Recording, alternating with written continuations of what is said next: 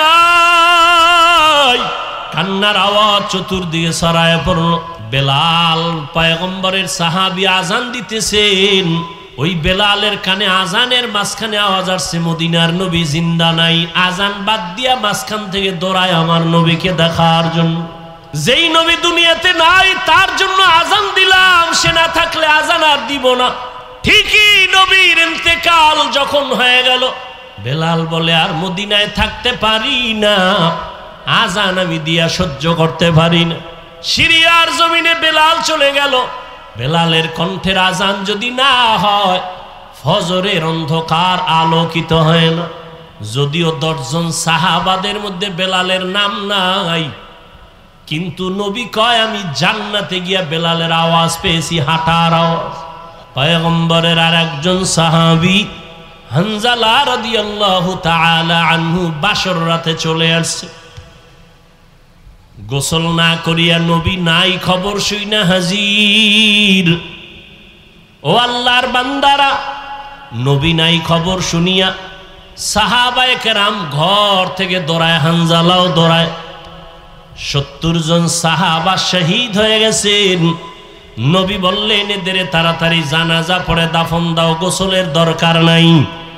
যেই পোশাকে তারা মরেছে, শহীদ হয়েছে, এই পোশাকে হাসরের ময়দানে উঠবে। কিয়ামতের দিন এদের গায়ে রক্ত মাখা দেখবে।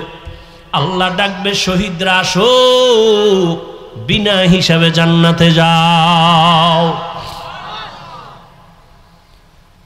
হঠাৎ নবীর কানে একজন সাহাবিয়া মহিলা এসে বলেন, ইয়া রাসূলুল্লাহ, শাহাদাত বরণকারী সাহাবাদেরকে আপনি বিনা গোসলে জানাজা পড়ায় কবর দেন। একজন সাহাবী তারে আপনি বিনা গোসলে কবর দিবেন না। হানজালা ফরজ গোসল অবস্থায় চলে আসছেন, গোসল করে নাই, শুনছে নবী নাই, অমনি দৌড়ায় চলে আসছে তরবারি নিয়ে। নবী বলেন খবর দাও, খুঁজো হানজালার লাশ, গোসল দেওয়া লাগবে। জিব্রাইল আমিন এসে নবীকে বলেন, ইয়া রাসূলুল্লাহ, যেই সাহাবী দ্বীনের নিসবতে আপনার মোহাব্বতে ফরজ গোসল বাদ দিয়া চলে আসছে বাসর ঘরে বিবির মায়া ছাড়িয়া, ওই সাহাবীর গোসল আল্লাহ জান্নাতের পানি দিয়া ফেরেশতার মাধ্যমে করায় দিয়েছে। ওই নবীর রওজায় গেলে চোখের পানি ধরে রাখা যায় না। যেই নবী গোটা দুনিয়া পাগল করে ওখানে আছেন, ওই নবীর দান শহীদ হয়ে গেল। নবী এত কষ্ট করলেন দিনের জন্য। উহুদের পাহাড়ের পাদদেশে নবীকে নিয়ে যখন বসাইলেন হযরত আলী সহ ভিন্ন সাহাবায়ে কেরাম, ওখান থেকে ১৫০০ বছর হয়ে গেছে, নবী নাই, এখনো মিশকের ঘ্রাণ পাওয়া যায়। ওই উহুদের ময়দানে ৭০ জন সাহাবা, এদের কবর ওখানে পাহারা দেয়। বাংলাদেশি কিছু বান্দা ওখানে আছে। উহুদের শাহাদাত বরণকারীদের এরিয়াটা বাউন্ডারি করে দিছে সরকার, ভেতরে ঢোকা যায় না। বাংলাদেশি সহ আরো অনেক আলেমরা পাহারা দেয়, ওই দেশের আলেম আছে।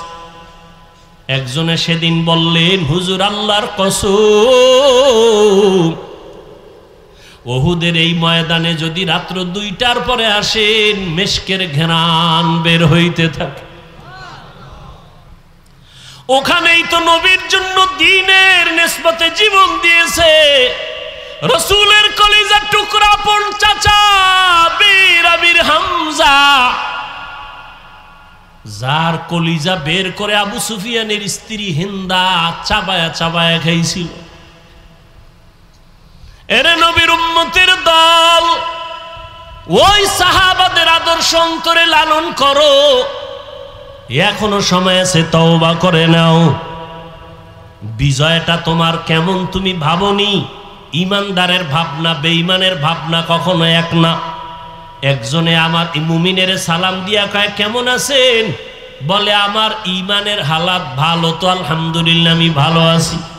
আমার ইমান আমলের হালাত খারাপ, তো আমি বলতে পারি না ভালো আছে, আমি বড় খারাপ আছি। আর তোমার চিন্তা চেতনা, তোমার বাড়ি আছে, গাড়ি আছে, টাকা পয়সা, ব্যবসা ভালো, তুমি ভালো আছো। নামাজ যে পড়লা না, এই বিষয়ে তোমার ভালো মন্দের কোনো বিচার হলো না। এখনো সময় আছে, তওবা করে নাও, আল্লাহর কাছে অন্তর খুলে তওবা করো। হে মালিক, তোমার নিয়ামতের হায়াত না থাকলে বাঁচার উপায় নাই। তোমার নিয়ামতের নিঃশ্বাস যদি বন্ধ হয় আর উঠাইতে পারবো না। তোমার নিয়ামতে যদি তুমি ঘুম থেকে উঠায় না দাও, আমার জীবনে আর উঠা সম্ভব হবে না। ও আল্লাহ, জীবনটা শুধু নিয়ামত পাইলাম কিন্তু শুকর আদায় করতে পারলাম না। হাতের শুকর আদায় করতে পারি নাই, তোমার দেওয়া চোখের নিয়ামতের শুকর আদায় করতে পারি নাই, তোমার দেয়া নিয়ামতের জবানের শুকর আদায় করতে পারি নাই, তোমার দেয়া নিয়ামত চোখের শুকর আদায় করতে পারি নাই। কোনোদিন কোরআন শরীফ হাতে নিলাম না, চোখ দিয়া তাকায়া দেখলাম না, জবান দিয়া কোরআন তেলাওয়াত করতে পারলাম না। জীবনে অনেক কিছু চোখ দিয়া দীর্ঘ টাইম তাকাইয়া দেখছি, কিন্তু 1 মিনিটের জন্য কোরআনের দিকে তাকাইয়া সহ্য করে দেখতে পারি নাই। জীবনে জবান দিয়ে কত কথা বলেছি, মোবাইলে সারাটা রাত, কিন্তু জবান দিয়ে 100 বার দরুদ শরীফের আমল করতে পারি নাই। জবান দিয়া কোরআন তেলাওয়াতের আমল করতে পারি নাই। এই হাতের দ্বারা কত লেখাই যে জীবনে লেখলাম, কিন্তু হাতের দ্বারা কোরআন ধরিয়া ধরিয়া লাইনে আঙ্গুল টেনে পড়তে পারি নাই। হিসাব মিলায় দেখলাম আমার মতো নাফরমানার এই জমিনে কেউ নাই। ও যুবক বাবারা, বৃদ্ধ বাবাজিরা, পর্দার আড়ালের মা বোনেরা, আল্লাহর কাছে নিয়ামতের হিসাব কিন্তু দিতেই হবে। আল্লাহর দেওয়া নিয়ামত পাইলেন, আল্লাহর দেওয়া বাতাস বড় নিয়ামত, আল্লাহর দেওয়া পানি বড় নিয়ামত, সূর্যের আলো বড় নিয়ামত। সব কিছু ভোগ করলেন, শুকর আদায় করলেন না। আল্লাহর নবী দোয়া শিখাইছেন, যখন ঘুম থেকে তুমি উঠবা আলহামদুলিল্লাহ বলে শুকর আদায় করবা। নামাজ আদায় করবা, সেজদায় গিয়া সুবহান রব্বিয়াল আলা বলবা। আজকে ঘুম পাইয়া ঘুমাইলা, ফজরের আজান কানে আসলো, মসজিদে হাজির হতে পারলাম না। এখনো সময় আছে, তওবা করে নাও। কত আল্লাহর বান্দার খবর পাই, নিজেও নামাজে ফজরে যায় না, অনেক ভাড়াটিয়ারা যেতে চায়, গেটের চাবি দেয় না নামাজে যাওয়ার জন্য। ও হতভাগা কপাল পোড়া ঘরের মালিক, এখনো সময় আছে, পায়ে হাত রেখে বলি তওবা করে ফিরিয়ে আসো। তোমার ঘরের ভাড়াটিয়া এমন হওয়া চাই যে 5 বেলার নামাজে জামাতে যাবে। এমন একজন কর্মচারী তুমি বাড়ির মধ্যে রেখে দাও, কাজের মানুষ, যে তোমার ভাড়াটিয়াদেরকে 5 ওয়াক্ত নামাজে ডাকবে, চলো নামাজের সময় হয়ে গেছে। তোমার ঘর আমার আল্লাহর রহমত দ্বারা ভরপুর হয়ে যাবে, ফেরেশতারা পাহারা দিবে। ও যুবক বাবারা, স্কুলে পড়ো, ব্যবসা করো, মাওলার কোরআন তেলাওয়াত করো, দোকানে বসে আসো, বাজে কথা না বলে, মোবাইল না দেখিয়া দরুদ শরীফ পড়ো, ইস্তেগফারের আমল করো। পর্দার আড়ালের মা বোনেরা, ফজরের নামাজ পড়ো, সূরা ইয়াসিনটা তেলাওয়াত করে নাও। যোহরের নামাজ পড়ে সূরা ফাতিহা তেলাওয়াত করে নাও বা সূরা আর রহমান। আসরের নামাজ আদায় করে সূরা নাবা তেলাওয়াত করে নেন রে মা। মাগরিবের নামাজ আদায় করে সূরা ওয়াকিয়া তেলাওয়াত করেন। এশার নামাজের পরে মা সূরা মুলক তেলাওয়াত করেন। 5 বেলার নামাজে 5টা সূরার আমল। নবীজির মোহাব্বত নিয়া ওযু সহকারে নির্জনে বসিয়া কমপক্ষে 100 থেকে 300 বার দরুদের আমল করেন। ইনশাআল্লাহ আমি চ্যালেঞ্জ করে বলবো, আল্লাহ পাক যদি কবুল করেন, দরুদের আমলের বরকতে মুসিবত দূর হবে। মদিনার রওজা বাইতুল্লাহ যেতে পারবেন, অন্তত ঘুমের ঘরে আমার নবীর সাথে মোলাকাত হয়ে যাবে। এখনো সময় আছে, তওবা করে আমার আল্লাহকে মনে মনে ডাকেন। আমার আল্লাহ তো আপনার অন্তরের দিকে তাকায় আছে রে গুনাহগারেরা, কখন তুই একবার আল্লাহ বলিয়া ডাক দিবি, কখন তুই গুনার কথা স্মরণ করে 2 ফোঁটা চোখের পানি ছেড়ে কাঁদবি। ও যুবকেরা, অন্তরটা যদি একটু নরম করতে পারো, তোমার আমার মতো কত যুবকের জীবন চলে গেল। পানির নিচে যুবকের লাশ, গাড়ির নিচে যুবকের লাশ, এই আন্দোলনে কত যুবকের লাশ চলে গেল। ও আল্লাহর বান্দার আগুনে পুড়িয়া কত লাশ চলে গেল, পানি বন্যায় কত মানুষ চলে গেল। তুমি আমি রাতের বেলা ঘুমাইব, রাতের বেলা ঘুমের পরে সকালে উঠার কোনো গ্যারান্টি নাই। ঘর থেকে বের হয়ে যে রাস্তায় যাও, ঘরে আসার কোনো গ্যারান্টি নাই। ও আল্লাহর বান্দারা, এখনো সময় আছে, 2 ফোঁটা চোখের পানি ছেড়ে গুনার কথা স্মরণ করে তওবা করো। মনে মনে আল্লাহকে বলো, আল্লাহ তোমার কোরআনটা বুকে লাগায় জবানে তেলাওয়াতের তৌফিক দাও। স্কুলে পড়ো, কলেজে পড়ো, চাকরি করো, বাধা নাই, কোরআন তেলাওয়াত বন্ধ করবা না। মনে মনে আল্লাহকে বলো, আল্লাহ আমি স্কুলে পড়ার কারণে কোরআন থেকে অনেক দূরে সরে গেছি, আজকে থেকে আমি চেষ্টা করব তোমার কোরআনটা শিখার জন্য, তেলাওয়াতের জন্য। ও আল্লাহ আমি স্কুলে পড়িয়াও নামাজ আর ছাড়ব না। আয় আল্লাহ জবানকে হেফাজত করব। তোমার মতো কত যুবক স্কুল কলেজে পড়িয়াও নামাজ ছাড়ে না, তেলাওয়াত করে, নামাজ পড়ায়, তুমি কেন পারবা না রে বাবা? তোমার মতো কত যুবক জেনারেল লাইনে থাকিয়াও ব্যবসা চাকরি করিয়া নামাজ ছাড়ে না, দাড়ি কাটে না, তুমি কেন পারবা না? আল্লাহর কাছে তওবা করো, চোখের পানি ছাড়ো। চোখে যদি পানি না আসে, নবী বলেন কান্নার বাহানা করো, তাতেও বড় সওয়াব। কারণ দুনিয়াতে ঘরে আগুন লাগলে পানি ছাড়া যেমন ঠান্ডা করা যায় না, গুনার কারণে যদি জাহান্নামের আগুন জ্বলিয়া উঠে, চোখের পানি ছাড়া ঠান্ডা করা যাবে না। চোখের পানির বড় দাম। রহমতের নবী নামাজে সিজদায় পড়ে কান্নার আওয়াজ, হাসরের ময়দানের ভয়ে নবী কান্নার আওয়াজ। আম্মা জান আয়েশা বলেন, নবী আপনি কাঁদেন কেন? নবী বলেন, কিয়ামতের দিন সূর্যের গরম আমার উম্মতেরা কেমনে সহ্য করবে? আমার উম্মতেরা গুনার কারণে জাহান্নামের আগুনে কেমনে জ্বলবে? ও যুবক, আমার মাওলার কোরআন মিথ্যা মনে করিও না। ওই কোরআনে গুনাহগারের জন্য জাহান্নাম আল্লাহ স্পষ্ট বলেছেন। বাবা তুমি কোরআনটাকে যদি সত্য মনে করো, গুনাহগারের জন্য জাহান্নামে কথাটাও বিশ্বাস করিও। তুমি যদি গুনাহগার হইয়া তওবা না করিয়া কবরে যাও, তোমার কবর জাহান্নামের টুকরা হয়ে যাবে। কিয়ামতের ময়দানে তোমার হাতে জাহান্নামের হ্যান্ডকাপ লেগে যাবে। ওই আগুনের ভয় অন্তরে জমা করিয়া 2 ফোঁটা চোখের পানি ছাড়ো। যদি কান্না না আসে, বাহানা করো। আর তোমার ডানে বামে যদি কোনো কান্নাওয়ালা ভাই পাও, একটু দোয়া নাও। কান্নাওয়ালা যদি দোয়া করে, তোমার কপাল খুলিয়া যাবে। আর দুনিয়াতে তোমার বড় দোয়ার ফ্যাক্টরি তোমার মা, তোমার বাবা। ওই মা বাবা যদি থাকে, বাবা যদি থাকে, দোয়া নাও। মা থাকলে দোয়া নিও। মা বাবার দোয়া ছাড়া তুমি কোনোদিন সফলতা অর্জন করতে পারবা না।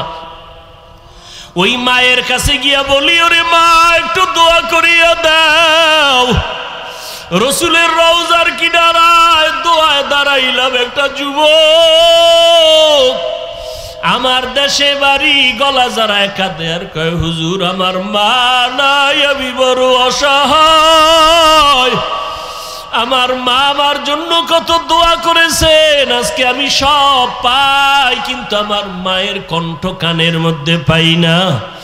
ও আল্লাহর বান্দারা, ওই মা পাইয়া বেয়াদবি করিও না। মায়ের থেকে দোয়া নাও, বাবার থেকে দোয়া নিও। এমন মা বাবার দোয়া ছাড়া তুমি পরীক্ষায় ভালো নাম্বার পাও নাই। মা বাবার দোয়া ছাড়া তুমি সম্মানের জায়গায় আসতে পারো নাই। ওই মা বাবার জন্য কলিজা ভরে দোয়া করো। বেঁচে থাকলে মাকে বলিও, মা কত অজান্তে বাজে কথা বলছি, তুমি কষ্ট পেয়েছো, আজকে মাফ করিয়া দাও। আমি গুনাহগার হইয়া কবরে যাব না, তুমি দোয়া করো, আমি তওবা করতেছি। একজন স্কুলে পড়ে, কলেজে পড়ে, ইংরেজি পড়ে, ইতিহাস পড়ে, ভূগোল পড়ে। ও আল্লাহর বান্দা, তুমি ইংলিশ পড়ো কোরআন না পড়িয়া। তোমার পড়ার মাকসাদ কি, উদ্দেশ্য কি? লোকটা ইংরেজি পড়লেই তাকে জাহান্নামী বলা যাবে না। স্কুল কলেজে পড়ে বিদায় তাকে খারাপ বলা যাবে না। সে যদি বলে আমি স্কুল কলেজে লেখাপড়া করে একজন ডাক্তার হতে চাই, ডাক্তার হয়ে মানুষের সেবা করব, আর বিধর্মীদের মোকাবেলায় আমি চ্যালেঞ্জের সামনে দাঁড়ায় যাব, সারা দুনিয়ার বিধর্মীরা মুসলমানের চূড়ান্ত দুশমন, দুনিয়ার শুরু থেকে দুশমনী করেছে, এখনো করে, কিয়ামত পর্যন্ত করবে। ওরা যদি হঠাৎ এই রকম পানি বন্যা দিয়া আমার দেশটাকে ধ্বংস করার স্বপ্নে লিপ্ত হয়, হসপিটালের চিকিৎসা সেবা বন্ধ করে দেয়, মুসলমানের আর আমরা বন্ধু মনে করব না, ওদের চিকিৎসা দিব না, ডাক্তার দিয়া সার্ভিস দেওয়া হবে না। আমার স্কুল কলেজ পড়ুয়া ডাক্তার ছেলেটা দাঁড়ায় যদি বলে, বেঈমানের মোকাবেলায় আমরা চ্যালেঞ্জ দিয়ে বলবো, ও বেঈমানেরা, তোদের ঔষধ, তোদের ডাক্তারি চিকিৎসা আমাদের প্রয়োজন নাই, আমাদের মুসলমানের জন্য আমরা মুসলমান ডাক্তারেরাই যথেষ্ট। কি বলবেন, এই ছেলেটা ডাক্তারি পড়লে জাহান্নামী? দিলকে বড় করতে হবে, অন্যকে দিলে বসানোর মতো জায়গা রাখতে হবে, হিংসার আগুন সব বন্ধ করে দিতে হবে ধৈর্যের পানি দিয়া। আপনি আমি কি মুসিবতে আছি, ওয়ামা আরসালনাকা ইল্লা রাহমাতাল লিল আলামিন। কেমন হৃদয়ওয়ালা নবী আমার। আল্লাহ বলেন, হে পয়গম্বর, জগৎ সমূহের জন্য আপনাকে রহমত করে পাঠাইলাম। কেউ কেউ তর্জমা করেন উভয় জগতের জন্য নবী রহমত, আমি তর্জমা করেছি জগৎ সমূহের জন্য নবী রহমত। উভয় জগৎ মানে দুনিয়ার জগৎ, পরকাল জগৎ। আসলে জগতেই দুইটা না, জগৎ আরো বেশি। রুহের একটা জগৎ আলাদা, মায়ের গর্ভের জগৎ আলাদা, দুনিয়া নামক জগৎ আলাদা। মরণের পরে আর একটা জগৎ হবে, এটা হলো আলমে বরজখ, কবর জগৎ। হাসরের ময়দানের একটা জগৎ, ওখান থেকে আলাদা হয়ে আর এক জগতে ঢুকবে, জান্নাতের এক জগৎ, জাহান্নামের আর এক জগৎ। আল্লাহ বলেন, হে নবী, সব জগতের জন্য আমি আপনাকে বানাইলাম রহমতের নবী। আপনি হলেন জগৎ সমূহের জন্য রহমত, আর আমি আল্লাহ হলাম জগৎ সমূহের জন্য রব। আমি হলাম রব্বুল আলামিন, আপনাকে বানাইলাম রহমাতুল লিল আলামিন। রুহের জগতের জন্য নবী রহমত। কেমনে? আলোচনা ওলামাদের মুখে শুনছেন, আমিও করেছি, আজকে নয়। রুহের জগতের জন্য নবী কিভাবে রহমত, মায়ের গর্ভের জগতের জন্য নবী কিভাবে রহমত, দুনিয়ার জগতের জন্য রহমাতুল লিল আলামিন কিভাবে রহমত, কবর জগতের জন্য নবী আলাদা রহমত, হাসরের মাঠের জগতে নবী আলাদা রহমত, জান্নাতের জগতে নবী আলাদা রহমত, জাহান্নামের জগতে নবী আলাদা রহমত। শুনেননি কথাগুলো? না বাড়ি যাওয়ার টাইম হয়ে গেছে? গেট খুলবে না, কেসে গেটে তালা লেগে যাবে। হ্যাঁ, চাবি নিয়ে আসছেন। আবদ্ধ জিন্দেগি আর এই ধর্মীয় কাজে বাধা হবে, এই জিন্দেগি মুসলমান মেনে নেওয়া যায়? নামাজে যাবেন, সব আন্দোলনই তো হইল। কি সব আন্দোলনই হলো? আজও আমি একদল আল্লাহর বান্দা মাদ্রাসা আসছেন মাগরিবের পরে, বললাম বিগত আন্দোলন থেকে ছাত্রদের, আমরা বলি এটার নাম ছাত্র আন্দোলন, বলেন না আপনারা? এখানে কি শুধু ছাত্র ছিল না জনগণ ছিল? আলেম ছিল? বলেন। এক কথায় ছাত্র জনতার আন্দোলন। বলেন কি আন্দোলন? যখনই ওলামায়ে কেরাম বিভিন্ন দিক থেকে ময়দানে নেমে আসছে, উম্মত প্রশ্ন ছাড়া নেমে আসছে।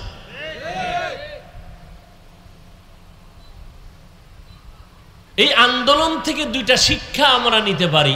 এক, জুলুম করলে পরিণাম ফল ভালো হয় না।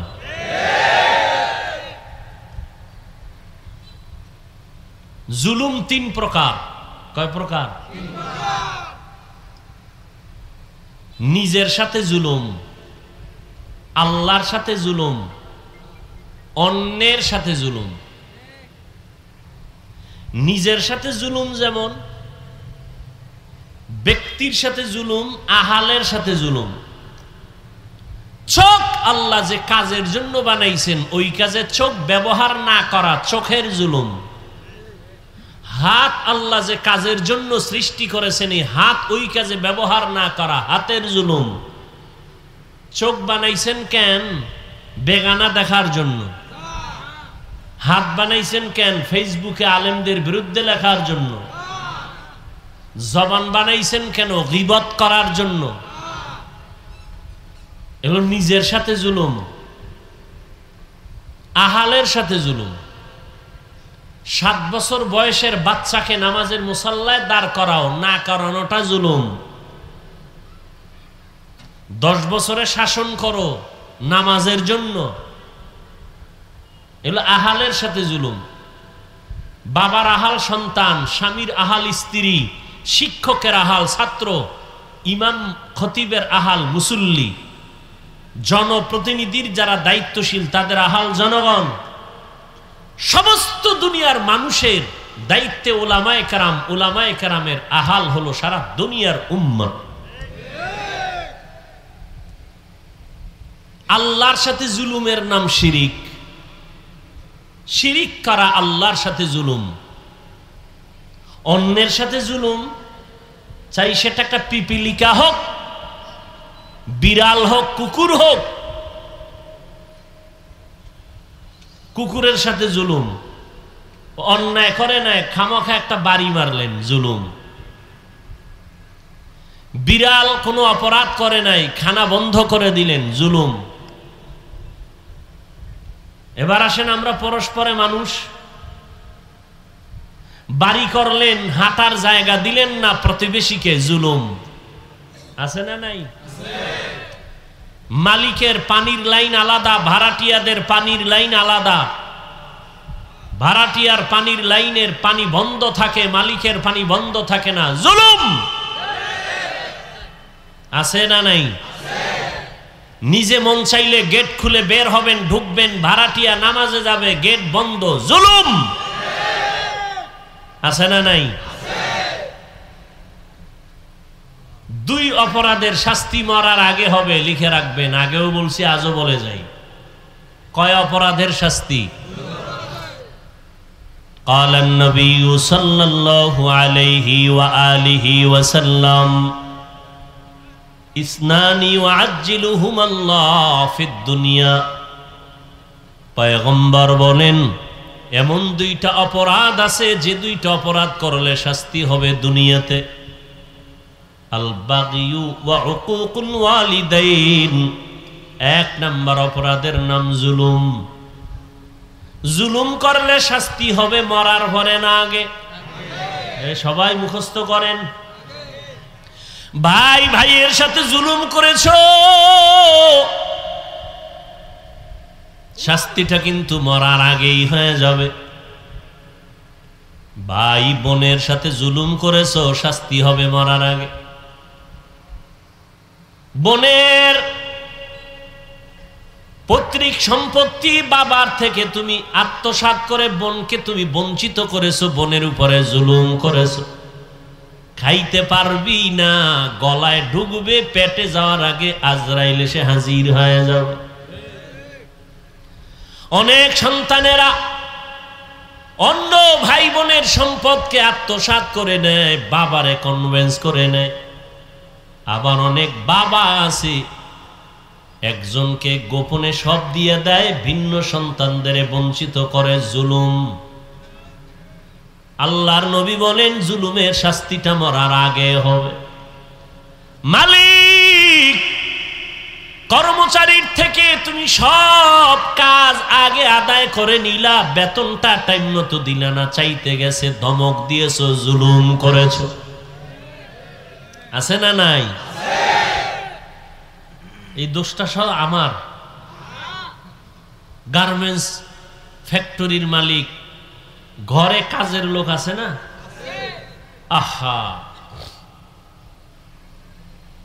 কাজের লোকেরে ঠিক মতো খানা দেয় না, কাপড় দেয় না, গাড়িতে কোথাও যায়, মালিক তার স্ত্রী সন্তান সুন্দর সিটে বসছে, ব্যাগ ডালা পেছনে কাজের মেয়েটাকে বসায় রাখছে। এরকম খবরও পাই না? জুলুমের বিচার হবে মরার আগে। হয় না? ফেরাউনের বিচার হইছে না? কথা কন না কেন? এটাই কি শেষ? ফাইনাল? এটা তো সেমি ফাইনাল। ফাইনালটা তো পরকালে, মরার পর, কিয়ামতের দিন। বুঝেন না? পুলিশে আসামি ধইরা কোর্টে উঠাইব না? কোর্টে উঠানোর আগে কি পরিমাণ হাদিয়া চলে না? এটা সেমিফাইনাল। ফাইনাল হবে আদালতের বিচারক যখন রায় দিবে ডানে বামে, তখন হবে ফাইনাল রিমান্ড। কেউ অন্যায় করে নাই, তাকে অন্যায়কারী বানানো জুলুম। আছে না নাই? কেউ দোষ করে নাই, তারে দোষ চাপায় দেওয়ার নাম জুলুমের বিচার মরার আগে না পড়ে? কোথায় যাবা? আল্লাহর ধরা বড় কঠিন। আমি আমাকে বলি, আপনি আপনাকে বলেন, কিন্তু কেমন যেন মনে হয় বয়ানগুলো যেন অন্যদিকে বাতাসে নিয়ে যাইতেছে। নিজের হিসাবটা করেন। আমি আমার হিসাব করি, আমার দ্বারা আমার সন্তানের উপরে জুলুম হলো কিনা। আমি শিক্ষক, আমার দ্বারা ছাত্রের উপরে কোনো জুলুম হলো কিনা। আমি ইমাম খতিব, আমার দ্বারা মুসল্লিদের উপরে কোনো জুলুম হলো কিনা। আমি দোকানের মালিক, কর্মচারীর উপরে কোনো জুলুম হলো কিনা।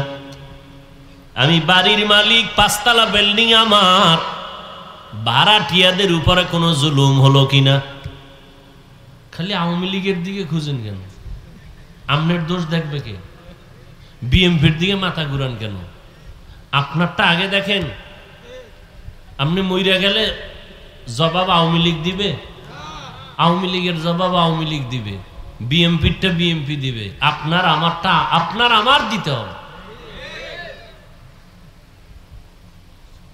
রাজনীতি করে না যারা, এরকম নাই? এরা জেলখানায় কেন? খালি আওয়ামী লীগ বিএমপি ধরবেন। যারা রাজনীতি করে না প্রচলিত, এরা বিপদে নাই কেন? এরা এদের হাইসিয়তে, এদের লাইনে অপরাধ করেছে। জুলুমের শাস্তি মরার আগে হবে, এটাই ফাইনাল কথা, রসুলের হাদিস। তো বলতেছিলাম, ছাত্র জনতার আন্দোলন দুইটা শিক্ষা আমাদের দেয়। জুলুমের পরিণাম ফল ভালো নয়, কখনোই ভালো নয়। দ্বিতীয় সবক, এই আন্দোলন থেকে ঐক্যবদ্ধ আওয়াজ ছাড়া সফলতা সম্ভব নয়। আওয়ামী লীগ বিএমপি বুঝি না, আজকে সব আলেম ওলামা এক হয়ে যাক, বাংলাদেশ নতুন সাজে সাজবে। হতে দিবে না এরকম বহু শয়তান ভেতরে ঢুকে আছে। আছে না নাই? ওই যারা ফেসবুকে লেখালেখি করে একজনের পক্ষে আর একজন আলেমের বিরুদ্ধে, এরা শয়তানের এক দলের অন্তর্ভুক্ত। আলেমের বিরুদ্ধে তুমি লেখলে কি হবে ইসলামের? বলো। ইসলামের কি লাভ হবে বলো? বরং তুমি আলেমদের মাঝে ফাটল তৈরি করার জন্য দায়ী। আর জানো উলামায়ে কেরামের একতাবদ্ধ শক্তি কত পাওয়ার।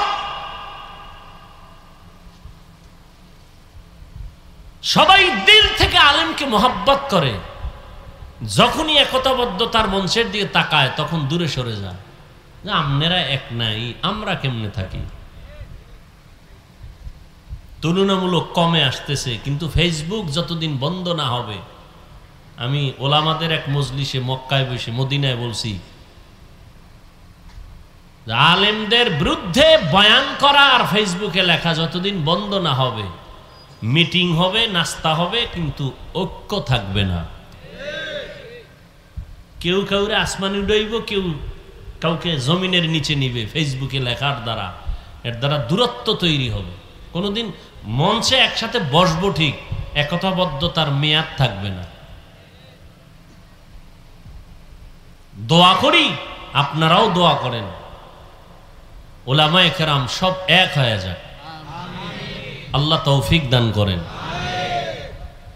সেক্ষেত্রে আপনারা দোয়া তো করবেনই, দোয়া করতে সমস্যা হলে অন্তত বরদোয়া করবেন না।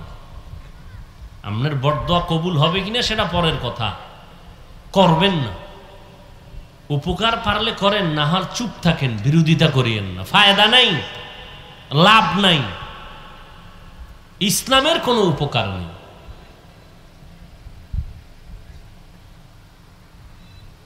জুলুমের বিচার এ দুনিয়ায় হবে মরার আগে। আল্লাহ জুলুম থেকে আমাদেরকে হেফাজত করেন। জুলুম শেষ হয়ে গেছে? আওয়ামী লীগ গেছি গা, এরপরে বাড়ি ঘরে আগুন লাগাইছে কারা? মানুষ মারে কারা? দোকান বাড়ি ঘরে ডাকাতি হয় কারা করে? জিনেরা, ভারতের ফেরেশতারা। হ্যাঁ, জুলুম চলে না? চলে না? জুলুমের বিচার মরার আগে না পরে? ভালো করে লিখে রাখবেন আর দোয়া করবেন, আল্লাহ জুলুম থেকে এ দেশ এবং জাতিকে হেফাজত করেন। আমরা জুলুম চাই না, জালেমকে চাই না।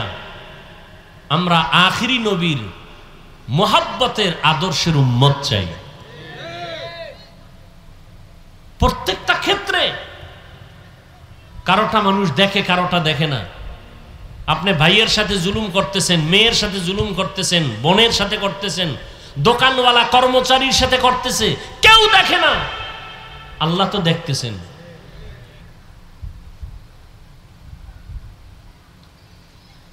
আল্লাহ পাক যেভাবে ছাত্র জনতার আন্দোলনে পরিবর্তন হয়েছে, নতুন করে এই দেশে যেন কেউ জুলুম করার স্বপ্ন পর্যন্ত না দেখে, করবে তো দূরের কথা।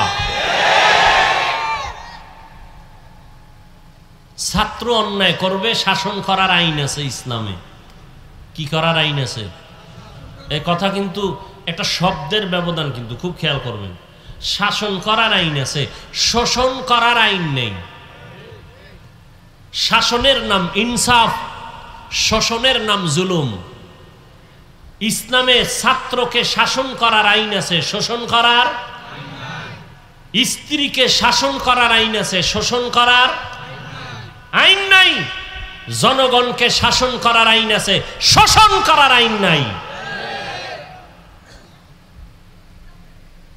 ছাত্র অন্যায় করছে, একটা ধমক দেওয়ার মতো। শিক্ষক যদি 2 ধমক দেয়, 1 ধমক জুলুম। ছাত্র অন্যায় করেছে, একটা বেতের বাড়ির 2 বেত দেওয়া জুলুম। এখন একটা অন্যায় করছে, বেতের বাড়ি কয়টা? একটা পাবে, কিন্তু ওজন হবে কত? 1.5 কেজি না 10 গ্রাম? এখানেও ইনসাফ। অন্যায় করেছে, একটা বেতের বাড়ি পাবে, ওজন হবে মাত্র 10 গ্রাম, আধা কেজির ওজনে বেতের বাড়ি দেওয়া জুলুম।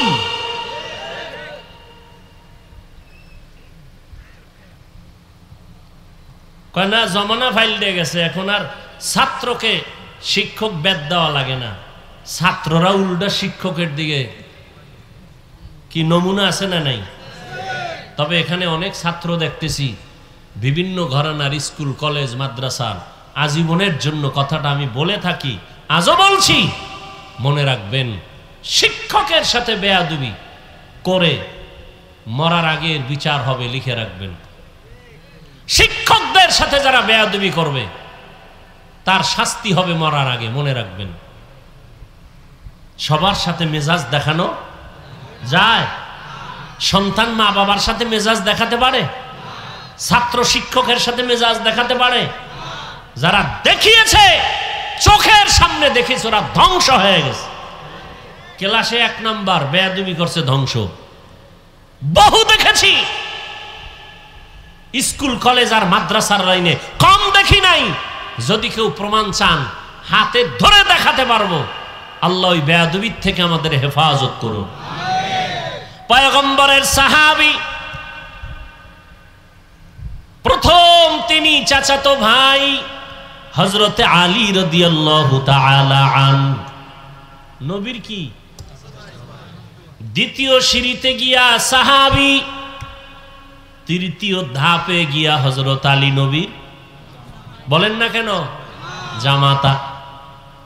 ওই হযরত আলী আল্লাহর শুকর আদায় করেন।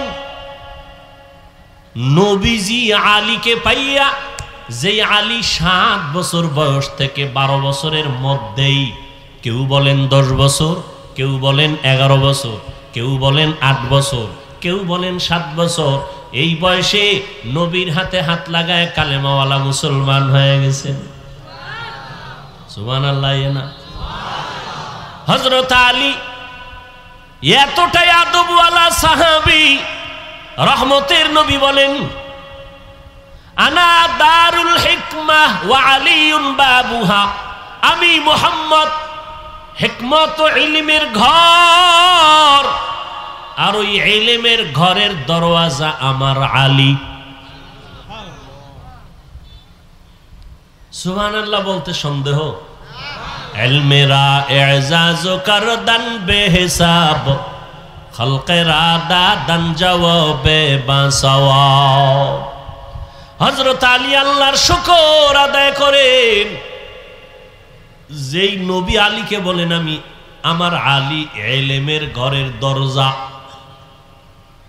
কতটা দাম হযরত আলীর। ভাইরা আমার, হযরত আলী রাদিয়াল্লাহু তাআলা আনহু হিজরতের রাতে নবী বিছানায় শোয়া, তারপরে নবী বিদায় হয়ে গেলেন মক্কার জমিনে। কেমন মুহাব্বতের নবীর সাহাবী, যে আলীর জবানে এত প্রশংসা, আল্লাহর কাছে শুকর আদায় করে বলেন, আল্লাহ সম্মানের চেয়ারে বসার জন্য 2 ভুজির একটা লাগে, না হয় সম্মানের চেয়ার পায় না। চেয়ার পায় কিন্তু কোনটা পায় না? একজনে জোর করে চেয়ার দখল করছে, এটা কি সম্মানের নেই? কি অনেকে জুলুম করেও চেয়ারে বয়, কথা ঠিক না? আর একটা হলো সম্মানের। একজনে জোর করে বইছে ধাক্কা দিয়ে, আমি বসবো, আমার চেয়ার। আর একজনকে আমি বসবো না, কয় বসাবো, এর মাথায় করে না বসাইয়া দিছে, কথা ঠিক নেই? কেউ স্বপ্নে দেখছিলেন নি? যারে বয়সে হেও স্বপ্ন দেখেনি যে আমারে বাংলাদেশের চেয়ারে বসাইব, কথা ঠিক না? ওয়াজ বুঝেননি? কি বুঝেন?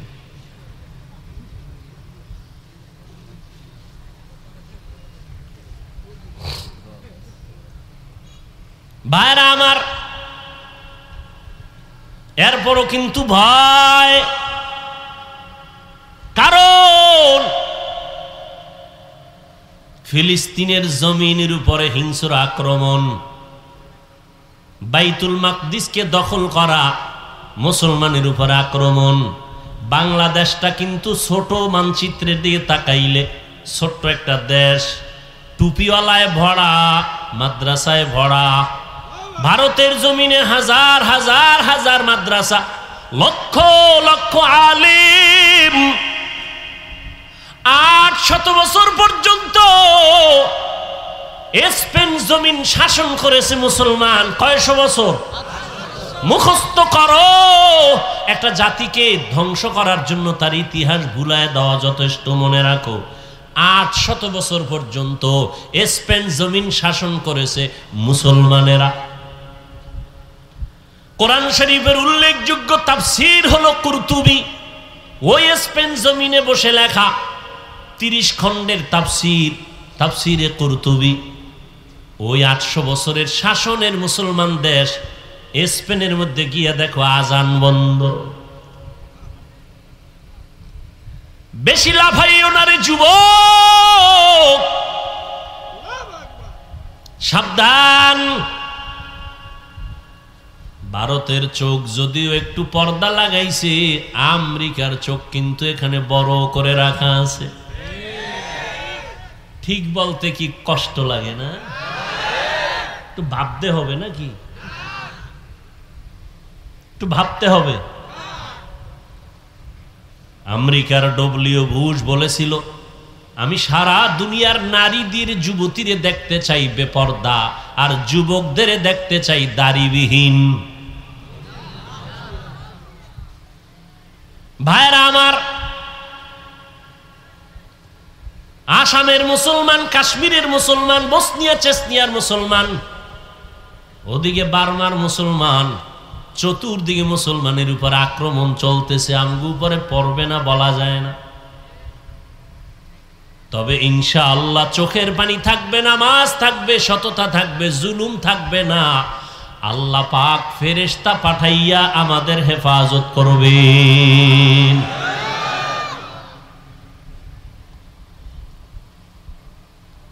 মক্কায় গেলাম, অনেক ছেলেরা আসলো, হোটেলে কাজ করে, এখানে কাজ করে, দেখা করার জন্য।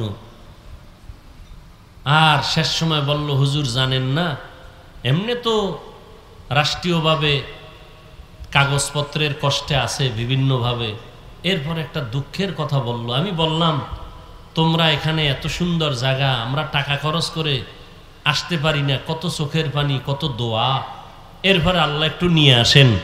তোমরা তো এখানে থাকো, জামাতে 5 বেলার নামাজ হেরেমে পড়ো, রসুলের রওজায় যাও। ওরা চোখের পানি ছেড়ে কাঁদলো আর বলল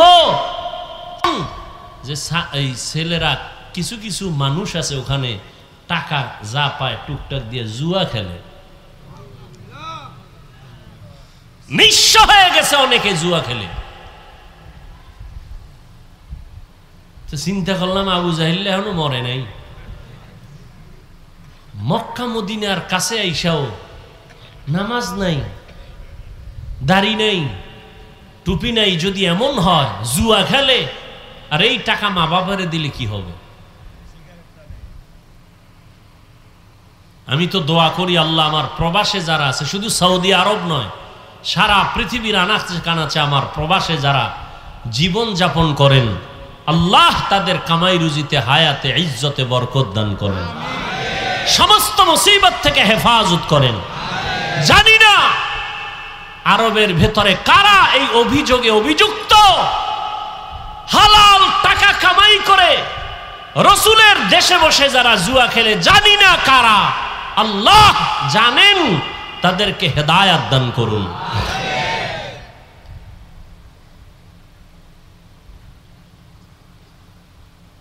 হযরত আলী রসুলের এত আদরের সাহাবী, সম্মানের জন্য দোয়া করলেন, ও আল্লাহ, 2 পুঁজির একটা লাগে সম্মানের চেয়ারে বসার জন্য। একটা পুঁজির নাম হলো শিক্ষাগত যোগ্যতা, এলেম, আর একটা পুঁজির নাম হলো সম্পদ, টাকা পয়সা। একটা লোক কলম দিয়ে দস্তখত দিতে পারে না, এরপর সবাই চেয়ার আগায় দেয়, কিও কয় আমগো দেশের দানবীর। আছে না নাই? সমাজ সেবক, অনেক টাকার মালিক। আর একজন কোনো টাকা নাই, তাকে সম্মানের চেয়ার আগায় দেয় কেন? বলে আমার স্কুলের হেডমাস্টার, শিক্ষিত মানুষ। হযরত আলী বলেন, ও আল্লাহ, 2 পুঁজির আসলটা আমাদের দিছেন, কি? এলেম দিয়েছেন, টাকা পয়সা দেন নাই। মিয়া, নবীজি দোয়া করলে কবুল হইতো না? সেই নবী খন্দকের যুদ্ধে গিয়া পেটে পাথর বাঁধলেন। মদিনাতুল মুনাওয়ারার পার্শ্বে খন্দক, সাহাবায়ে কেরাম নিয়া গর্ত খনন করলেন। নবীও ওই কাজে হাত দিলেন। সাহাবায়ে কেরাম কেউ কষ্ট সহ্য করতে না পেরে ছুটি চাইলেন। মিথ্যা অভিযোগ দিয়ে বললেন বাড়িতে অসুস্থ রোগী আছে, বাড়ি যাব, বাড়ি পাহারা দেওয়ার কেউ নাই, যাব। জিব্রাইল আইসা বলে নবী আদের অন্তরে নিয়ত খারাপ, কষ্ট, এই জন্য মিথ্যা কথা বলে যেতে চায়, এদের অন্তরে নেফাকি। আল্লাহ আয়াত নাজিল করে দিলেন, সাহাবায়ে কেরামদের কেউ পেটে পাথর বেঁধে নবীর সামনে আসছেন, ইয়া রাসূলুল্লাহ, না খেয়ে কষ্ট করে পেটে পাথর বাঁধছি, একটা ক্ষুধা সহ্য করতে পারি না। মনে মনে ভাবছে নবী মনে হয় আরামে আছে। সবার কথা শুই না নবী কয়, সাহাবায়ে কেরাম আপনারা পেটে পাথর বাঁধছেন একটা, আমি মুহাম্মদ রহমতের নবী, আমার জামাটা উঠাইয়া আমি দেখাই, দেখেন। রহমতের নবী আমার জামাটা উঠাইয়া দেখাইলেন। সাহাবায়ে কেরাম দেখে আমাদের পেটে পাথর একটা, রহমতের নবীর পেটে পাথর দুইটা। ক্ষুধা কষ্ট, নবী যদি দোয়া করতেন উহুদ পাহাড় স্বর্ণ হয়ে যাও, না, কষ্টের মধ্যে শান্তি। ভোগ বিলাসের মধ্যে কি নাই? দেখছেননি শান্তি, এখন টের পাননি কি পরিমাণ শান্তি। আল্লাহ, আহ, জুলুমের শাস্তি দুনিয়ায়, কষ্টের জিন্দেগি। নবী আমার 1 বছর না, 2 বছর না, 3 বছরের মতো সময় আমার নবীরে মক্কার বেঈমানেরা গৃহবন্দী করে রাখছে শিয়াবে আবু তালিবের ভেতরে। পানি দেয় না, খানা দেয় না। রহমতের নবী আমার গাছের পাতা ছিঁড়ে ছিঁড়ে চাবাইয়া তারপরে পেটের ক্ষুধা নিবারণ করো। না খাইয়া মরিও রে যুবক, প্রয়োজনে না খাইয়া মরিও, কিন্তু হারাম খানা ভেতরে ঢুকাইও না রে বাবা।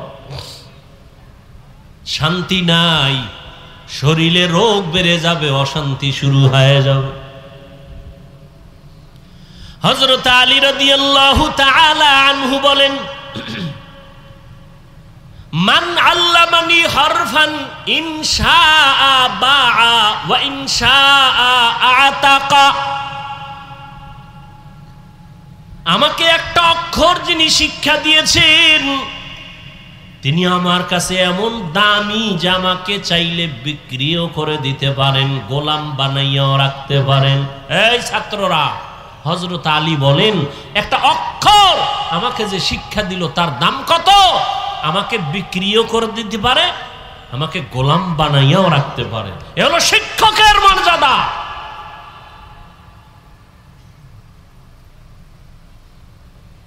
কিন্তু আমরা অনেক সময় দেখতে পাই কিছু বেয়াদবি আচরণ, আর এর পরিণাম ফলে দুনিয়াতেই সে ধ্বংস হয়ে যায়। ও ছাত্র ভাইরা, আল্লাহর মোহাব্বত নিয়ে বলছি, কারো পারলে উপকার করবেন, না হয় চুপ থাকবেন, বেয়াদবি যেন না হয়, ক্ষতি যেন না হয়। নবীজি বলেন, মান তাওয়াযা লিল্লাহ রাফাআহুল্লাহ, যে ব্যক্তি আল্লাহর জন্য নিজেরে ছোট বানায় দেয়, আল্লাহ তার মর্যাদা বাড়ায় দেয়। রাহমাতুল লিল আলামিন এমন আদর্শ নিয়ে দুনিয়াতে আসলেন, যেই মক্কার মানুষ ছিল পৃথিবীর নিকৃষ্ট, লম্পট, চরিত্রহীন, খারাপ। ওই জায়গায় আমার নবীকে আল্লাহ পাঠাইলেন। মক্কা নগরীর মানুষের মতো খারাপ মানুষ জমিনে আর ছিল না। ওই জায়গায় শ্রেষ্ঠ আদর্শের নবীর আল্লাহ পাঠায় দিলেন। 13 বছরের মেহনতে মক্কার মানুষগুলো জান্নাতি মানুষ হয়ে গেছে। মাত্র 13 বছরের মেহনত, নবী একটা গালি দেন নাই, কিচ্ছু বলেন নাই। সুন্দর ব্যবহার, সুন্দর আচরণ। আল্লাহ পাক আমার নবীকে এমন দয়ার নবী করে পাঠাইলেন, নবী আইসা দেখে মক্কার মানুষ এতটা খারাপ, কন্যা সন্তানদের এরা পছন্দ করে না, নারীদের সমাজের বোঝা মনে করে, বিধবা নারী পছন্দ করে না। বাবা ছেলে হইলে খুশি হয়, মেয়ে হইলে মুখ কালা করে বেজার হয়। এমন কি মেয়েকে জ্যান্ত দাফন করে, হত্যা করে বাবা। ওই সময়ে রসুল আসছেন, কন্যাদেরকে পছন্দ করে না। এই বাপ কি মনে করেন ভালো না জালেম? সেই রসুলের যুগের দুই একটা জালেম এখনো আছে না নাই? ছেলে হলে খুব খুশি, মেয়ে হলে কষ্ট পায়। স্ত্রীর সাথে রাগ করে কথা বলে না, মেয়ে হলো কেন? তো মেয়ে হলো কেন এটা স্ত্রী কি জবাব দিবে? স্ত্রীর কোনো হাত আছে এখানে? লিল্লাহি মুলকুস সামাওয়াতি ওয়াল আরদ ইয়াহাবু লিমান ইয়াশাউ ইনাসান ওয়া ইয়াহাবু লিমান ইয়াশাউ যুকুর আও ইউযাওয়িজুহুম যুকরানাও ওয়া ইনাসা ওয়া ইয়াজআলু মান ইয়াশাউ আকিমা ইন্নাহু আলিমুন কাদির।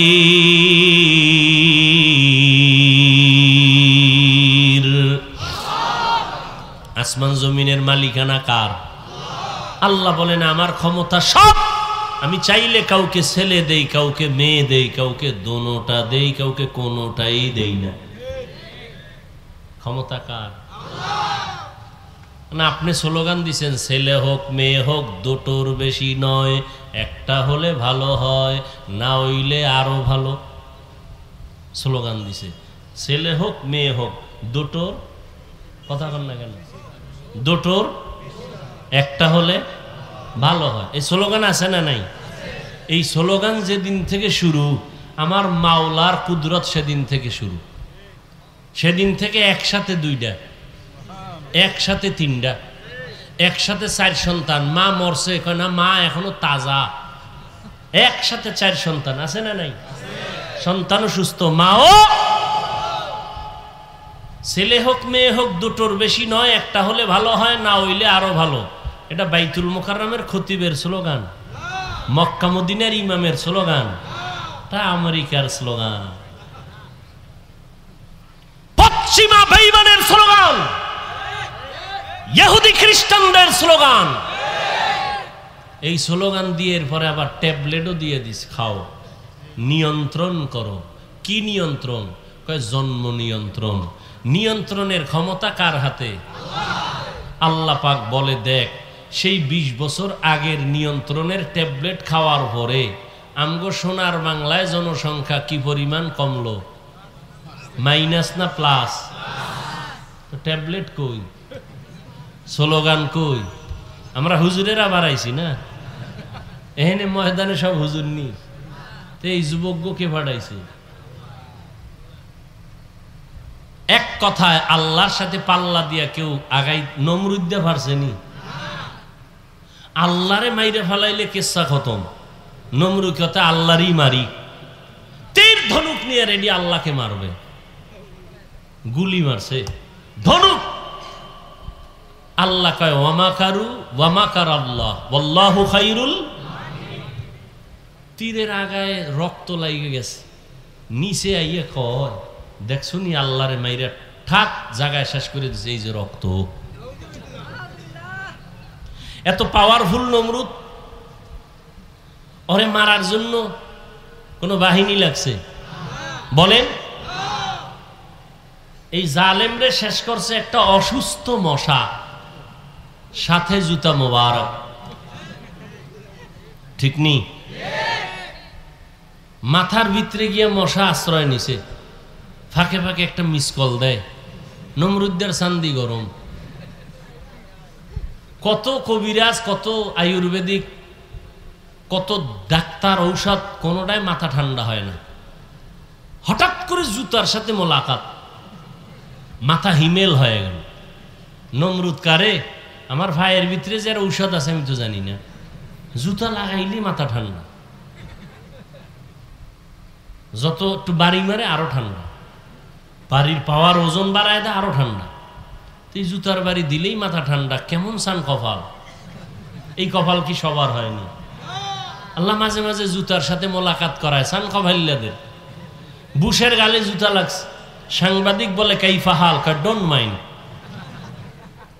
জুতা খায় কেমন লাগলো, বলে কিচ্ছুই মনে হয় না, এটা আমার গণতান্ত্রিক অধিকার।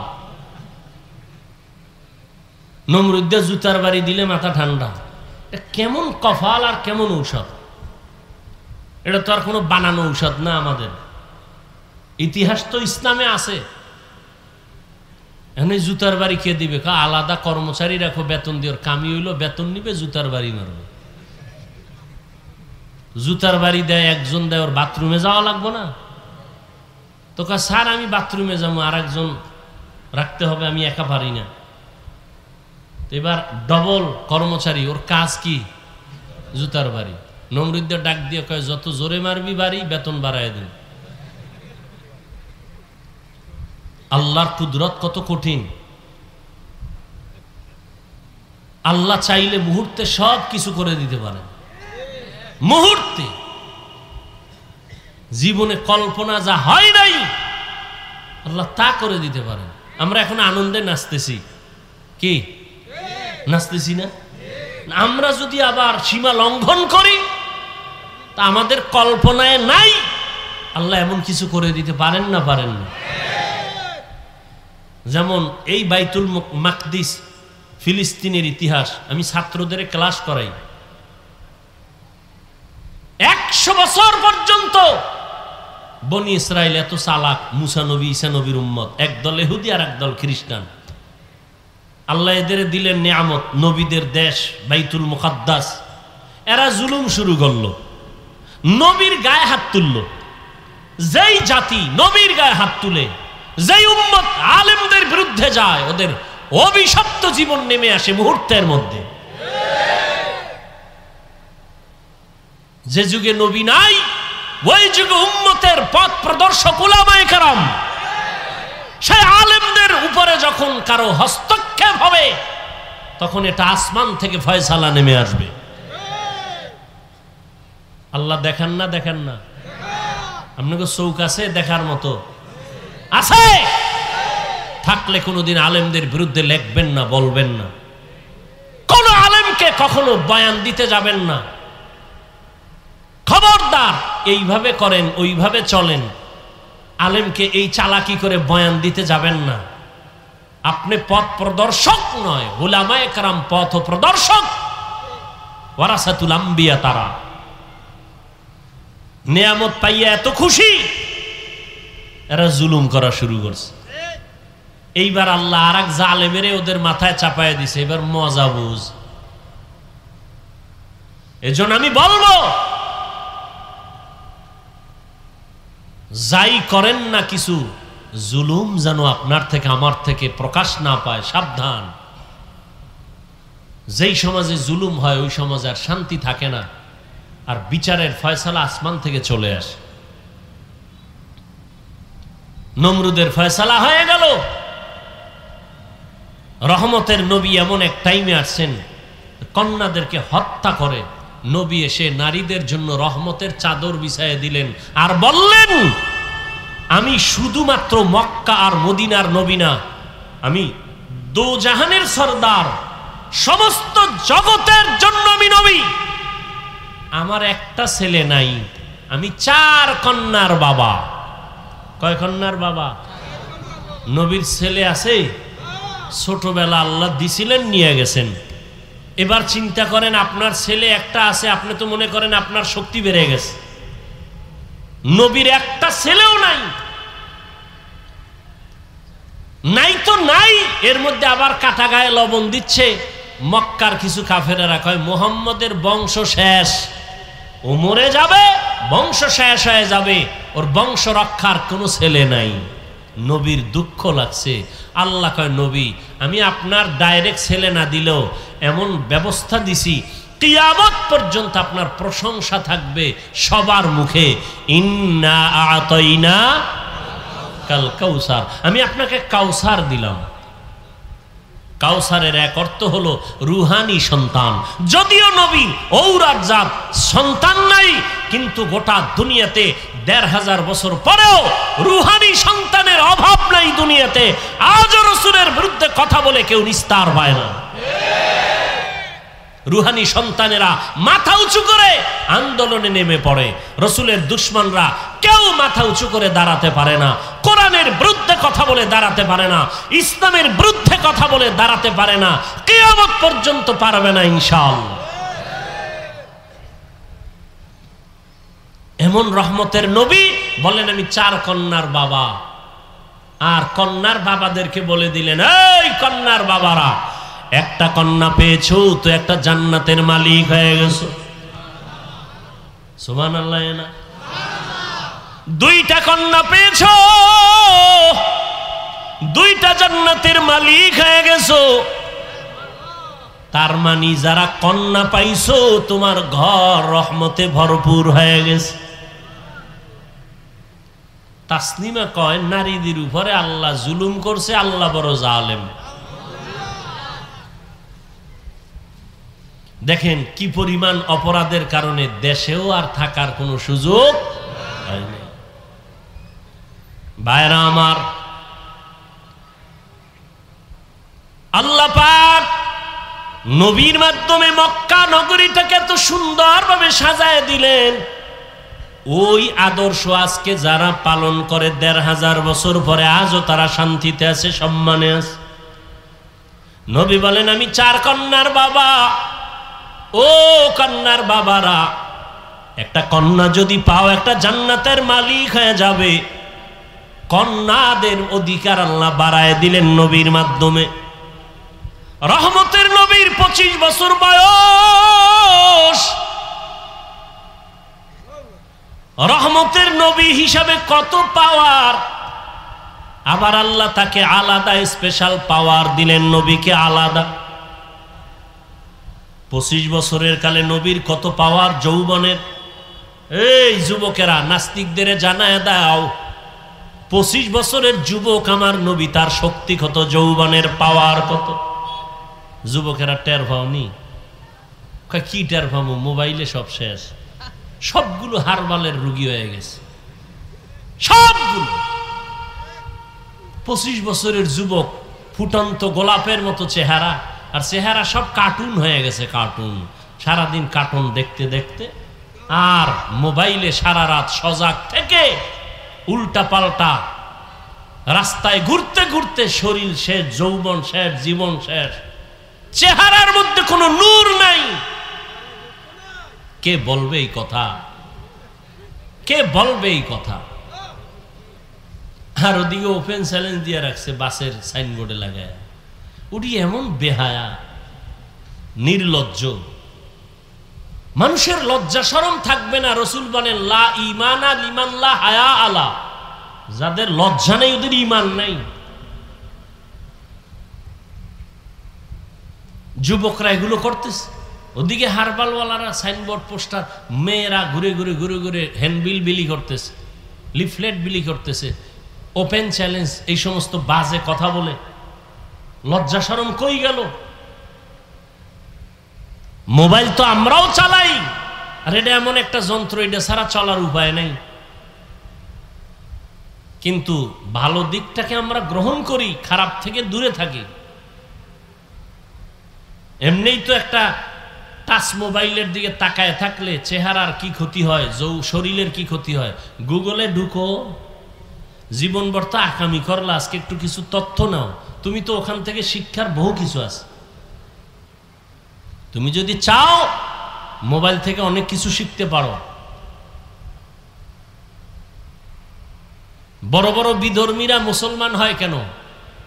ওরা গবেষণা করতে করতে দেখে আল্লাহর খোঁজ পেয়ে যায়, যেন একজন সৃষ্টিকর্তা আছেই। না হয় এই যে কান্না করি, চোখ থেকে কি পরিমাণ পানি বের হয়, এই পানি কোথায়? হ্যাঁ, এগুলো চিন্তা করার বিষয়। দাড়ি ছিল না, হঠাৎ দাড়ি উঠতেছে, বাড়তেছে। চামড়া কাটো তো, ভিতরে এগুলি কি পেঁচানো আছে কিনা ওটা লাইন মতো বাড়তেছে। কেটে দেখবা কিচ্ছু নাই, অথচ বাড়তেছে। মহিলারটা তো বাড়ে না। তুমি গাভীর থেকে দুধ নাও 20 কেজি, কালকে সকালবেলা গাভীর ওলানটা কেটে দাও, দেখো তো কয় কেজি বের হয়। আর কেজির মেয়া গুল্লি মারেন, এক ফোঁটা আসবে নি। চিন্তা করেন তো। অথচ 20 কেজি দুধ 5 মিনিটে আপনার পাত্র ভরে যায়। আপনি ওলানটা কেটে দেন, এক ফোঁটা দুধ আসবে না। খায় ঘাস, বের হয় সাদা পিওর দুধ। রসুল বলেন দুধ পান করো, গাভীর বরকত। কিতাবে দেখছি দুধ পানের মধ্যে 10টা রোগের ঔষধ আছে। এতটা দামি গাভীর দুধ, অথচ উলান কেটে ফেলবেন, দুধ নাই। আল্লাহর কুদরত। এজন্য আল্লাহ কোরআনে বলেন ওয়াফি আনফুসিকুম আফালা তুবসিরুন। তুমি নিজের মধ্যে তাকাইয়া কি তুমি দেখো না আমি আল্লাহর কুদরত কেমন? মাইকে কথা বলতেছি, বিদ্যুতের চার্জ, ব্যাটারির চার্জ চলে যায়। আর জিব্বা নামের মেশিন দিয়া যে কত কোটি কথা সাপ্লাই দিলাম এই বয়সে, একদিনও তেল লাগলো না, পেট্রোল অকটেন কিছুই লাগলো না। গাল ব্যথা করে, মাথা ব্যথা করে, কপাল ব্যথা করে, চোখ ব্যথা করে, ঠোঁট ব্যথা করে। জিব্বা নামের মেশিন কখনো ব্যথা করে না, করেনি? বড় কঠিন। প্রধানমন্ত্রী বক্তব্য দিবেন, টিম গঠন করে লিখে দাও কি বক্তব্য দিব জাতির সামনে। 5 মিনিটের বক্তব্য লিখে দাও, যদি ভুল ভাল বলে ফেলি তো মানুষ আমার উল্টা হয়ে যাবে। আর আমরা ঘন্টাকে ঘন্টা প্রতিদিন বয়ান করি। ফজরের পরে বয়ান, আসরের পরে বয়ান, মাগরিবের পরে বয়ান, এশার পরে বয়ান, 12 মাস অনবরত কথা। ডায়েরিতে লিখে আনি নাই, মুখস্থ করে আসি নাই। কি বয়ান আজকে এই এলাকায় করব তাও মুখস্থ করে আসি নাই। কিন্তু একের পর এক কথা বের হচ্ছে, বের হচ্ছে, বের হচ্ছে। টাইম মতো ঘুম নাই। এই সফর করে আসার পরে শুধু ঘুম আর ঘুম, শুইলেই ঘুম। এরপরও যে বয়ান করতেছি, একটা কথা যদি উল্টা পাল্টা বের হইয়াই যায়, বন্ধু আমার দুশ্মনে পরিণত হবে। কেউ আমারে সাজাইয়াও দেয় নাই। এইভাবে আগামীকাল বয়ান, প্রত্যেক দিন বয়ান, 12 মাস। ঘুম টাইম মতো হয় না। তোমরা যখন ঘুমাও তখন আমরা গাড়িতে, রাস্তায় থাকি। এরপরেও 2-1টা কথা একটু স্লিপ হয়ে যায়। আর সেই সমস্ত 2-1টা কথা নিয়ে যদি কোনো উম্মত আমাদের বিরুদ্ধে লেখালেখি করে, ওর মতো আলেমের দুশ্মন কুলাঙ্গার জমিনে আর দ্বিতীয় কেউ হতে পারে না। ঘন্টাকে ঘন্টা কথা বলতেছি, লেখা নিয়ে আসছি। কি মনে হয় মুখস্থ করে আসছি যে আজকে এত এই কয়টা কথা বলবো? এ কুদরত কা? এর মধ্যে 2-1টা ভুল অনিচ্ছায় হতে পারে।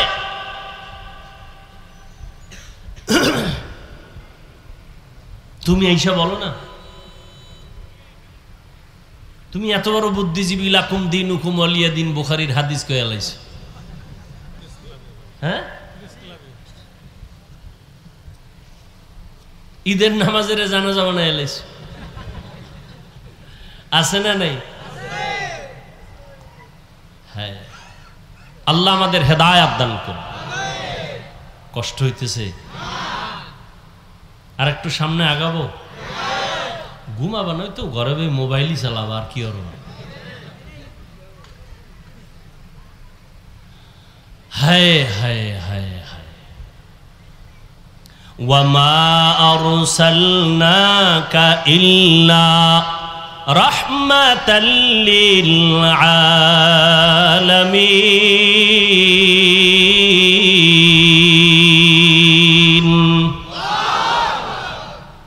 এই যে এত বয়ান শুনো যুবক বাবারা, অন্তরে মায়া আছে না, মোহাব্বত লাগে না? এই বয়ান তো কোরআন থেকে বলতেছি, রসুলের থেকে বলতেছি। সেই কোরআন কেন পড়ো না? কোরআনটা কেন বুকে লাগাও না? আরবের দেশে যাও, দোয়া করি আল্লাহ সবাইকে একবারও যদি হয় বাইতুল্লাহ রসুলের রওজায় যাওয়ার তৌফিক দান করেন। আমিনও কয় না, পুরাটা কও আল্লাহুম্মা আমিন। মনে চাইনি? মদিনা যাইতে পারলাম না, মদিনা দেখতে পারলাম না, মদিনা যাইতে পারলাম না। আমি অসহায় তাই এত দূরে রই, শুধু সালাম জানাই, মদিনা যাইতে পারলাম না, মদিনা দেখতে পারলাম না। আরবের ভিতরে যাও, ওরা যারা গাড়ি চালায় ড্রাইভার, ওরাও কোরআন পড়ে, গাড়ি চালু অবস্থায় চালক চালাইতেছে আর তেলাওয়াত করতেছে। মিশরের জমিনে গিয়ে দেখো, ইউসুফ নবীর দেশ, মাঠে ময়দানে চাষাবাদের কাজ করে জবানে সুন্দর তেলাওয়াত চলতেছে। আমার মাওলার কোরআন এত সুন্দর, এটা শুনতে যেমন মজা, দেখতেও তেমন মজা, পড়তেও তেমন মজা। কেন বাবা কোরআনটা বুকে লাগাও না? তুমি ইঞ্জিনিয়ার হও, ডাক্তার হও, কোনো বাধা নাই, হও, দোয়া করি, তবে আল্লাহর কোরআনটা সিনায় লাগাইও। আজকে কি তুমি দেখো নাই ভার্সিটির ভিসি ইমামতি করে, তেলাওয়াত না শিখলে পারতনি? কথা কও। তুমি ডাক্তার হও, কিন্তু এমন সাহস তুমি রাখো তুমি মুসলমান। তুমি ডাক্তারির চেয়ারে বসিয়াও জানো ইমামতির যোগ্যতা তোমার থাকে। যেখানে যাবে তুমি নামাজ পড়াবে, মধুর তেলাওয়াত শোনাবে, তখন সবার দিল থেকে দোয়া আসবে যে ডাক্তার হইয়াও তেলাওয়াত এত সুন্দর, ইঞ্জিনিয়ার হলেও তার তেলাওয়াত এত সুন্দর। এ যদি ইমামতি করার যোগ্যতা রাখে, জাতি শিখবে আর জানবে যে মুসলমানকে পিছে ফেলার কোনো রাস্তা নাই। তুমি ডাক্তার হও, ইঞ্জিনিয়ার হও, আল্লাহর কোরআন পড়ো, জুমার খুতবা দেওয়ার মতো যোগ্যতা তোমার ভেতরে অর্জন করো, নামাজের ইমামতি করার মতো যোগ্যতা অর্জন করো। ইমামতির যোগ্যতার সব থেকে বড় যোগ্যতা হলো বিশুদ্ধ কোরআনের তিলাওয়াত। আরবের ড্রাইভারেরা তেলাওয়াত করে, সাধারণ মানুষ কোরআন পড়ে। কোরআন শিখতে 20 দিন লাগে। কয়দিন? 20 দিন মানে 20 ঘন্টা। 20 দিনের 20 ঘন্টা লাগে। মাত্র দৈনিক 1 ঘন্টা টাইম দাও, 20 দিনে কোরআন শিখে ফেলবা ইনশাআল্লাহ।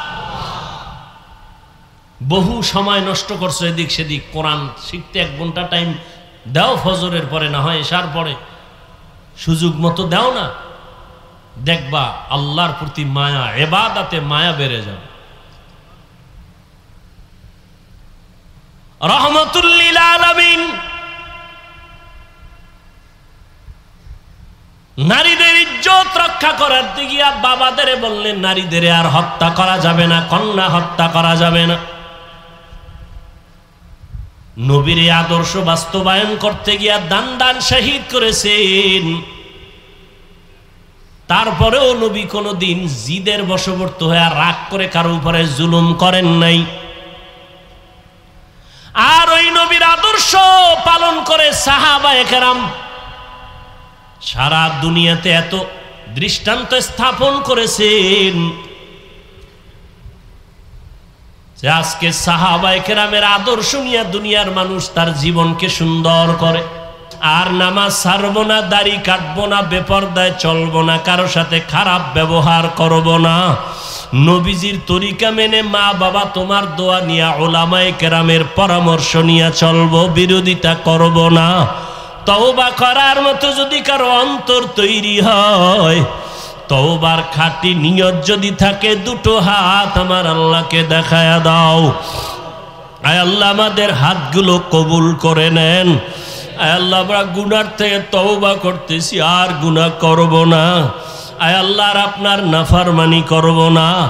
ওলামায়ে কেরামের পরামর্শ নিয়ে মা বাবার দোয়া নিয়ে চলবো। আমাদের তওবা কবুল করে নেন। নবীজির সুন্নাত অনুযায়ী চলার তৌফিক দান করেন। তওবার উপরে মজবুত হয়ে চলার তৌফিক দান করেন। আমিন। আলহামদুলিল্লাহি রাব্বিল আলামিন। ওয়াসসালাতু ওয়াসসালামু আলা সাইয়্যিদিল আমবিয়াই ওয়াল মুরসালিন ওয়া আলা আলিহি ওয়া আসহাবিহি আজমাইন। ইয়া আরহামার রাহিমিন, ইয়া আরহামার রাহিমিন, ইয়া আরহামার রাহিমিন।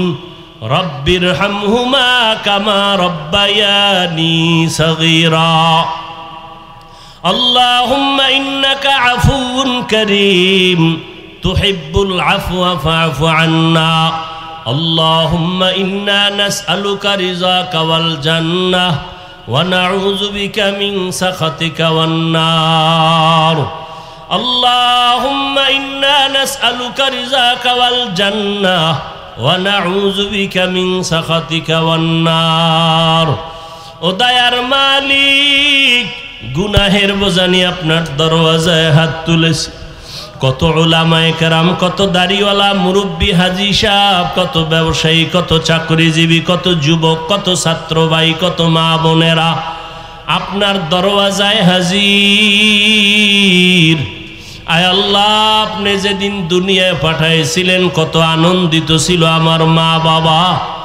আজকে গুনার কারণে আমার জীবনটা বড় নাপাক হয়ে গেছে। আয় আল্লাহ, গুনার কারণে চোখে পানি নাই, দিলটা গুনার কারণে পাথর।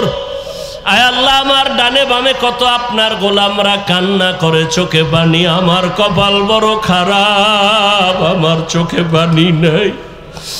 গুনার কারণে আমার হাত না পাক, আমার জিহ্বা না পাক, আমার চোখ না পাক, আমার অন্তর না পাক।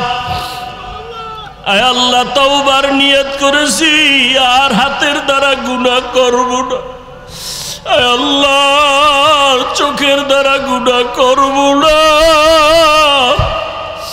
জবানের দ্বারা আর গুনাহ করব না রে আল্লাহ। অন্তর থেকে তওবা করতেছি।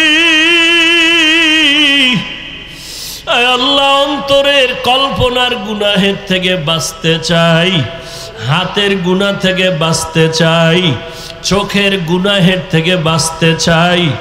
মরণের তো আর সময় মনে হয় বাকি নাই। চোখের সামনে আমার মতো কত যুবকের লাশ। আয় আল্লাহ, এমন একটা দিন নাই যে লাশের খবর পাই না। মনে করছিলাম বুড়া হওয়ার আগে বুঝি মরব না, অথচ আমার মতো বহু যুবক চলে গেল। আয় আল্লাহ, গুনাহগার হইয়া কবরে যাইতে চাই না। কোরআনে গুনাহগারের যে শাস্তির বয়ান আপনি করেছেন, রহমতের নবী যে জাহান্নামের বয়ান করেছেন, ওই কবরে দুই পার্শ্বের মাটির চাপ, কবরে জাহান্নামের আগুনের গরম, হাসরের ময়দানে জাহান্নামের গরম, সূর্যের গরম সহ্য করতে পারবো না। আয় আল্লাহ, আপনি আমাদেরকে খাঁটি তওবা করার তৌফিক দান করেন। আয় আল্লাহ, গুনাহ মুক্ত হইয়া চলার তৌফিক দান করেন। আয় আল্লাহ, মাহফিল আপনি কবুল করে নেন। আয়োজনকারী, সহযোগিতাকারী, দান সৎকাকারীদের কবুল করে নেন।